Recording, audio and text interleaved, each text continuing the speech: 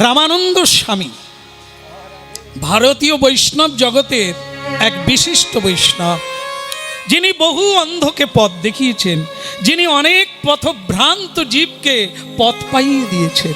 সেই পরম বৈষ্ণব চূড়ামণির নাম হচ্ছে রামানন্দ স্বামী, জগৎগুরু। তার আশ্রমে গেল কাশীধামে এই সদানন্দ নামে ছেলেটি। গিয়ে গুরুদেবের চরণে পতিত হলেন। গুরুদেব বললেন, এ বেটা ক্যা চাইয়ে?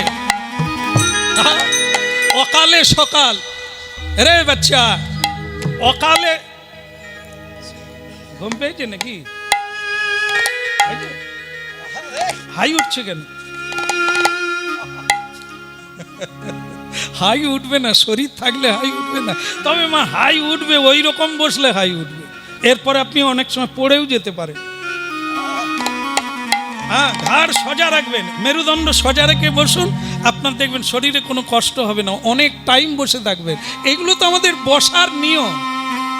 প্রণাম করবেন যেখানে বসবেন, করে শীতটাকে সোজা রাখবেন, দেখবেন শরীরের ব্যথা বেদনা থাকবে না, মনে থাকবে না কতক্ষণ বসে আছেন। আর যদি একটু বাঁক দেন, তাহলে শরীরের ভারটা কার উপরে পড়ছে?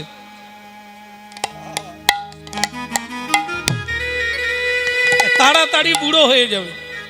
কাল থেকে হাঁটার সময় সোজা হাঁটবে, এতে বসলে সোজা বসবে।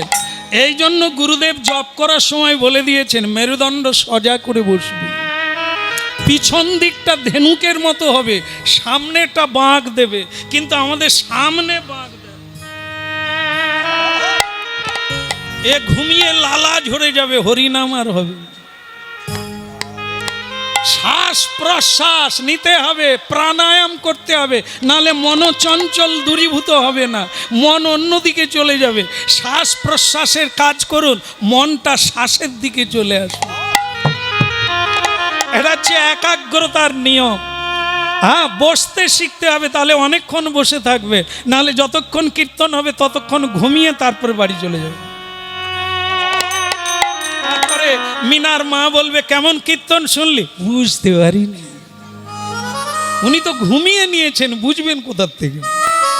এই জন্য দায়িত্বটা আপনাদের বুঝে নেওয়া, আমাদের দায়িত্ব বুঝিয়ে দেওয়া।